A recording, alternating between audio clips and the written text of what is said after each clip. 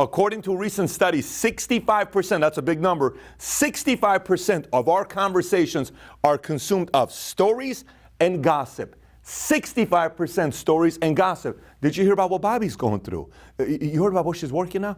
Do you know what they went through? You know they're getting married, right? I think they lost. Hey, let me tell you a story about what happened earlier today. Everything's about story, but sometimes in the world of business, we become so logical because it's number, hitting, deadline. You forget that so many challenges in our personal life business, so many of them can be handled by stories, but sometimes people forgot how to tell stories. Today, we're going to talk about the art of storytelling.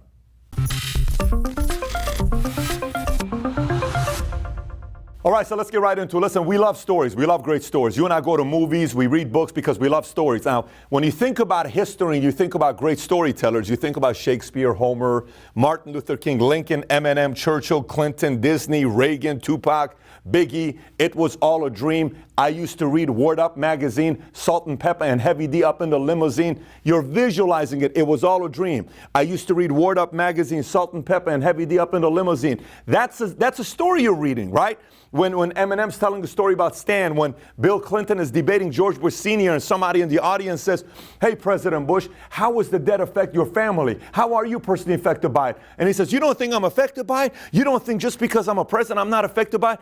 And then Bill Clinton comes and says, tell me about your life. Tell me about your work going through. Let me tell you about the story what we did in the state of Arkansas. I remember one time, I'm like, oh my gosh, I want to vote this. Doesn't mean he's a better president. Doesn't mean he's smarter than George Bush Sr. It just means he's better at telling stories. And in that situation, he won that debate because he told a story. So many times we can win and we can persuade and we can get our point across if we simply tell a story. So let's get right into it. Now, 5 types of storytellers. Very simple. Those who persuade, okay? It could be in a lot of different places. Those who inspire, pastors, coaches, leaders, somebody you watch, motivational speakers, those who inspire, those who launch revolutions and movements, some positive, some negative, those who tap into your inner potential. You know how somebody you talk to and you sit across from them, you almost feel like they just went into your spirit and they just went boom, and they shock you, and all of a sudden you're like, man, I feel like I can take over the world. They tap into that inner you. You know what you've experienced that before to know what I'm talking about. Those who manipulate, and these are con artists, but these are all storytellers. I'm not giving you just a good or, all storytellers are perfect, but these are 5 ways people tell stories. Now, the part about storytelling that's changed the game is obviously in 1450 things changed when it was printing press, because before we would just talk a lot and it was all about conversations. Then we started telling stories through writing. Obviously, the printing press made it where we can do mass distribution of storytelling. Then came, the camera, so now a motion picture camera, and then TV came in 1925, and now we watch TV, and then radio, and today it's social media, blog. It's so, by the way, if you look at anybody on social media that's winning, if you look at anybody in Hollywood that's winning, if you look at anybody that's a writer that's winning, you will find somebody that's a great storyteller. If you look at anybody in politics that ends up winning, I promise you'll find somebody that's better at telling stories than other people are. It's storytelling, right? Now, elements of a great storyteller. I got a few points here here for you. Number 1, they create anticipation. Like you're like, oh my gosh, what's about to happen here? Like I want to watch Hamilton, right?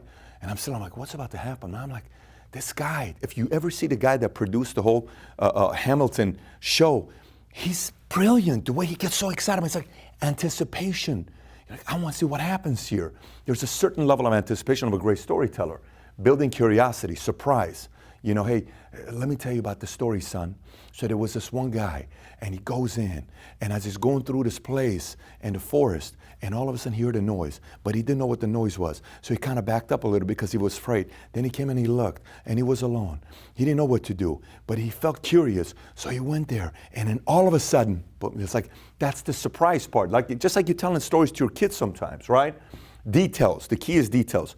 Here's where I was at. This is what the place looked like. Like I was telling a story earlier when I was talking about I'm sitting in a car many years ago, a situation where my sister is sitting on the front right and my dad's in the driver's seat, and we're in front of Video 2020, okay, in Glendale, off of Glendale. There's an IHOP over here, International House of Pancake. There's a church over there. Right across the street was Virgil's, and this is Glendale and Doran Street, and we're in the car. It's pouring. It's absolutely pouring, and my sister and my dad are I'm in the back seat.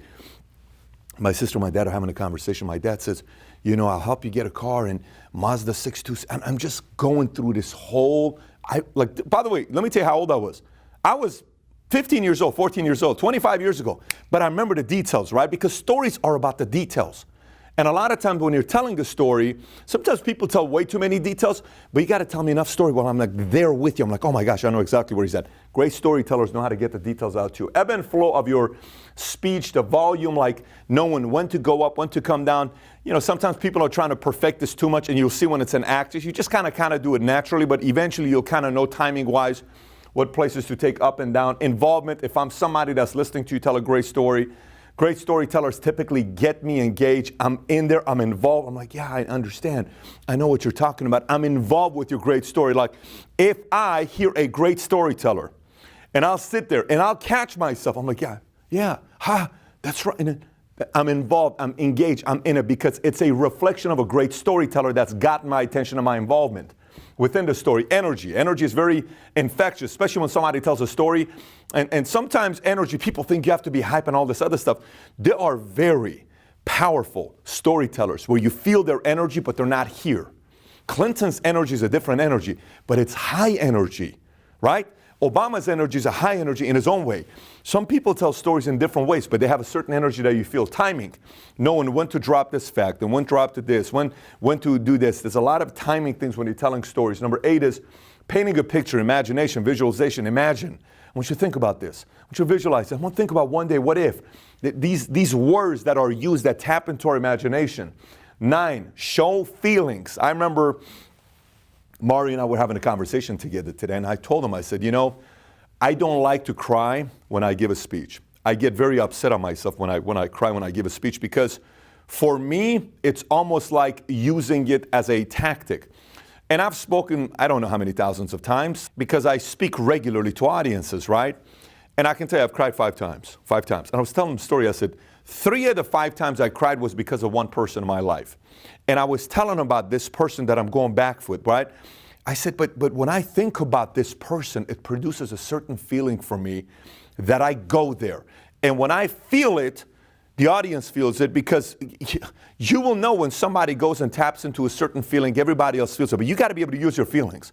You know, if in that moment you were upset, show me that you were upset. If in that moment you were joy, show me you were. If in that moment you were angry, if you were curious, if you were afraid, if you were insecure, show it to me. I want to feel it. I want to know that what you're telling me, I can feel it as well. You can't act that part. I want to know about it. You got to show the feelings when you're telling that. Number 10, body language. Your body language is, you know, hand movement, and eventually this becomes natural, but body language, body's moving.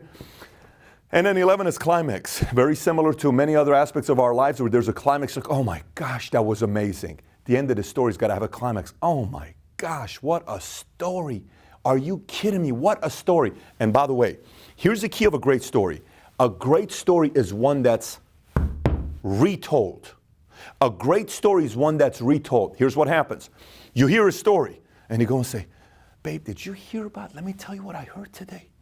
Oh my gosh, let me tell you the story. Did you know that Elton John's been sober for 28 years, and the guy that wrote the music for him was his best friend and never gave up on him while everybody gave up on him? Did you know this, babe? That's crazy. I can't even believe it. The best stories in the world are the stories that are retold. So now you're watching this, you're saying, well, Pat, are you trying to teach me how to tell a story? You're talking about my story.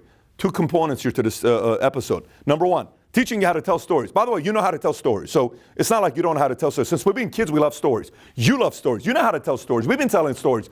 Well, we became too logical. You got to get back and tap into that childlike side of yours. Start telling stories again like you always did.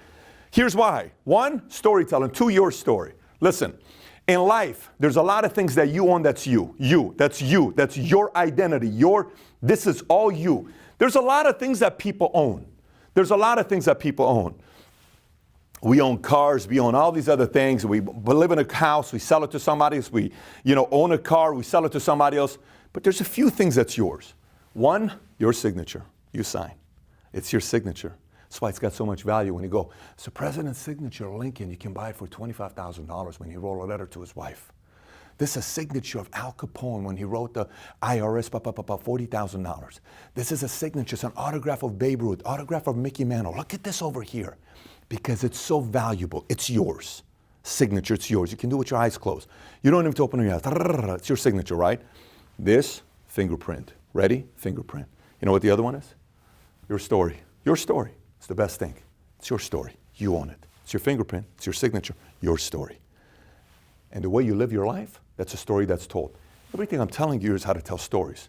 But out of all this stuff, I hope you realize, like, I can teach you this stuff with my eyes closed because I am enamored by people's stories. I used to my first business I ever started was called The Story Builders. I have an email till today that has to do with The Story Builders because that's a business I started many years ago. I mean, stories absolutely move me. People tell me, why do you like people so much? I love people. If I sit next to you on a plane, I guarantee you're going to be speaking 80% of the time. I'm going to be asking questions. I can't help myself. If somebody's interviewing me, within the middle of an interview, I sometimes catch myself interviewing the other person because I love stories. I am fascinated by your story. I'm fascinated by people's stories. But you need to be fascinated by your own story. You need to go out there and make sure the world knows about your story because there's only one of you. Only one. It's pretty emotional, by the way, if you really get deep and think about it. It's only one of you. You got to make sure your story makes an impact. So now, last but not least, when stories are effective, moments of tension, when there's a lot of challenge. Like today, we had a very difficult board meeting. In the middle of the board meeting, it was a very tough moment. Last night, very, very tough dinner that we had. And it was a very tough moment of tension. And I brought up something. And I told a story. And we went through it. And I was like, oh, okay, it's pretty interesting. And then today is another story. Here's what okay, fine. Okay, we can get through this. No problem. This is what I expect. This is what I want to see. Okay, we can work around this. But it was due to a story being told. It's like, okay, this is safe. It's safe. Moments of tension, tell a story. When nothing else works, tell a story. Validating your point when selling. Raising kids, tell a story. I tell my kids stories all the time. The other night, I was telling my kids, I pulled them aside. I said, guys, I want to pray tonight, and I need you to pray with me. And my 7 and my 5-year-old goes, Daddy, is everything okay? I said, yes, I got to pray for somebody. So I get on my knees, and I start praying.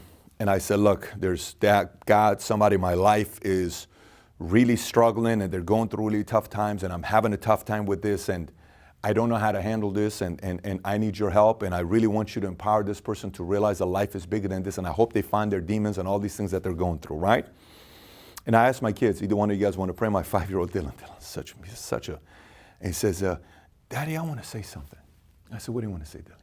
He says, dear God, I want to pray that my dad's friend who was struggling with, I'm not going to say the word, this thing, and I am hoping, God, that one day he can find this and so one day he won't be like, et cetera, et cetera, et cetera. And I'm just sitting next to this kid. I'm like, flipping kid, man. He got my heart immediately. But what's the moral of the story? We sat there and we were telling stories all night that night. And these kids, every time I tell them stories, when something pops up, if I talk to them about drugs, alcohol, marriage, relationship, exercise, friendship, bullying, toughness, respect, it's always a story base, and they always remember the story, and they retell it. And they tell it to me, they tell it to mom, they tell it to their grandpa, they tell it to their nanny, they tell it to their sister, they tell it to their friends, they tell it to their teacher, and it always comes back. Stories when raising kids, coaching, leadership development. All of this stuff is around storytelling. So, purpose of this video, 2 sides. 1, you're learning how to tell stories. 2, you making sure your signature, your story, your fingerprint makes a big impact in this world. Having said that, if you want to learn more about this kind of a topic, I have another video I want you to watch. Kai, what's the title of the video? It's How to Become a Great Public Speaker, I think is the title of the video. Here's a thumbnail. It's titled How to Be a Great Public Speaker. And in this video, I talk about different styles that public speakers take to deliver their message. This is very similar to what I just talked about. So if you want to go back and look through this again, do so. And then if you're done with this, go watch the other video, How to Be a Great Public Speaker. If you haven't subscribed, subscribe to the channel. And if you got any thoughts, comment below. Thanks for watching, everybody. Take care. Bye-bye.